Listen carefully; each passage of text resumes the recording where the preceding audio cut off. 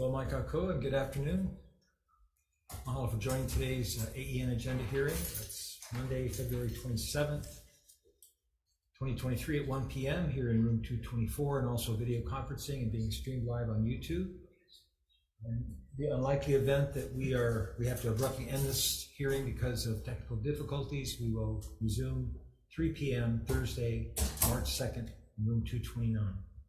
And because of our 90-minute time limit for each of the AEN hearings, there'll be a 2-minute time limit for all testifiers, and we'll have a virtual countdown timer on the Zoom screen. So please be aware of the timer.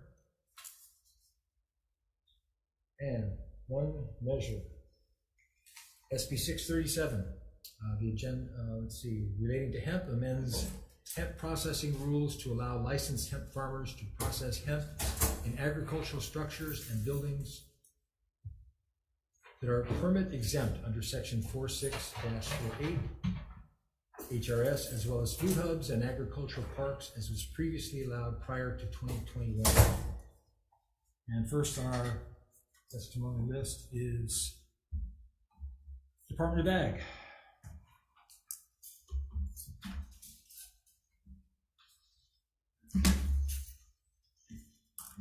Hello, Sharon. Good afternoon, Chair Gabbard, members of the committee, Sharon Hurd, Department of Agriculture.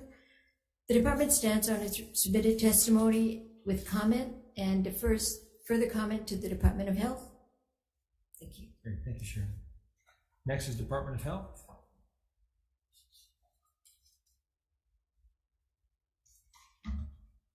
Thank you for the opportunity to testify, Senator Gabbard and members of the committee. My name is Laurie Nagatoshi with the Health Department, and we respectfully submit our testimony in opposition, and I'm here to answer any questions. Thank you very much. Next is Angela Zhang. Hello, Angela. Aloha, Chair, Vice Chair, and the committee. Hello. Angela Melody Young, testifying on behalf of CARES to provide comments. So marijuana is an illegal Schedule I substance on the Federal Controlled Substance Act as declared by the DEA, and it gets worked on by the Federal Department of Health and Human Services and the AG. So Schedule I is the most harmful substances such as MDMA, marijuana, and magic mushrooms. And the reason why is because these substances have the highest potential abuse and no known medical value as declared by the federal government. Hawaii's Uniform Controlled Substance Act in HRS 329 reflects the federal act with some exemptions.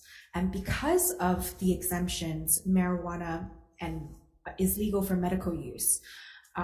Although at the federal level, it is illegal for medical and recreational use unless it gets approved by the DEA. So that's kind of just the premise. And then, so hemp and marijuana are the same plant. While science does not distinguish the two, law does. Hemp is a marijuana plant, but hemp has less THC. Legally, the difference is the THC content. THC is one of the many chemicals from the marijuana plant, and THC is responsible for the high. So the term hemp is used to classify marijuana that contains 0.3% or less THC. So in law, this is how they differentiate hemp and marijuana, although they're the same plant. So why the 0.3%, right? Dr. Small, a research botanist, studied and published with his colleague about this, and it is to classify that if it's a 0.3% THC, then it should be considered. Thank you very much for your testimony. Thank you for the opportunity to testify. Anyone else wishing to testify on SB 637? Aloha, Senator Gilbert Baber with Hawai'i Hemp Farmers Association. Did you receive our testimony this weekend? I don't. Yes, we did. Go ahead, though. Okay. Yeah, thank you for your time. As we understand it, and as most of the hemp farmers around the state understand it, this bill is still needed because the existing, I understand DOH comments state that this bill is not needed because agricultural buildings are allowed under HRS 4688. Well, that is true, the documentation is also required to meet building codes. Most agricultural buildings don't meet building codes.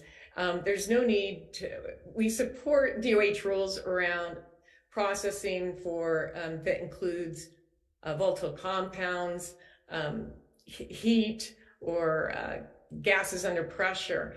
But there are processing methods for cannabinoids that don't involve that just involve soaking in oil in a screw press, water extraction, as safe as washing cucumbers in an agricultural building. So we would like to have the rule passed for those reasons, to allow those types of processes to be exempted from some of the current processor registry requirements. Also, given the buffers that are now in place for processing, hemp farmers are the only farmers in the state that are excluded from processing in some ag parks and in most food hubs because of those buffer restrictions. So allowing them to process in indoor enclosed facilities would be helpful. But not just that, it's access to cold storage and frozen storage. So this bill is needed to bring equity to hemp farmers. And hemp farmers don't just farm cannabinoid. There's a huge movement for fiber as well. I know DOH primarily regulates cannabinoid compounds, but this bill is needed for the reasons we put forward with regard to being able to access food hubs and ag parks because the current rules exclude us, and also for non-dangerous processing. Thank you. Thank you very much. Anyone else wishing to testify on SB 637? Members, any questions? Okay.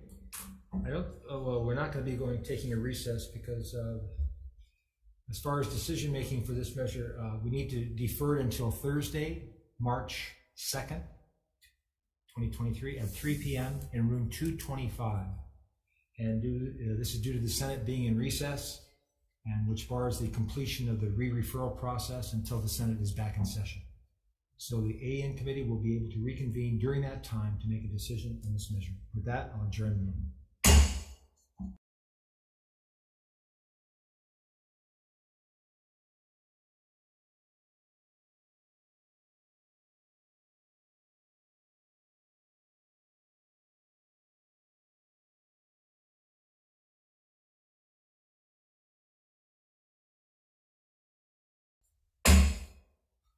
Okay, calling to order the 105 decision-making hearing of AEN and JDC.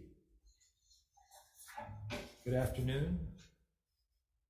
For those of you who are tuning in, and also for those of you in person, convene here in room 224 to do some decision-making on two measures.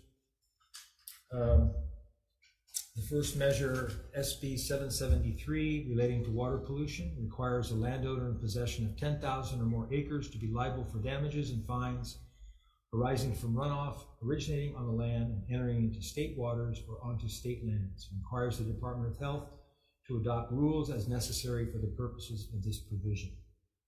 After discussing this measure with members of the committees, it's been decided to defer this measure indefinitely. Moving on to SB 788, relating to vegetative burning, prohibits the Department of Health from issuing permits for commercial burning of green waste products in residential areas or within 1,000 feet of a residential property. Also with this measure, after conferring with members of the committee, the decision has been made to defer this measure indefinitely. And that concludes the 105 adjournment.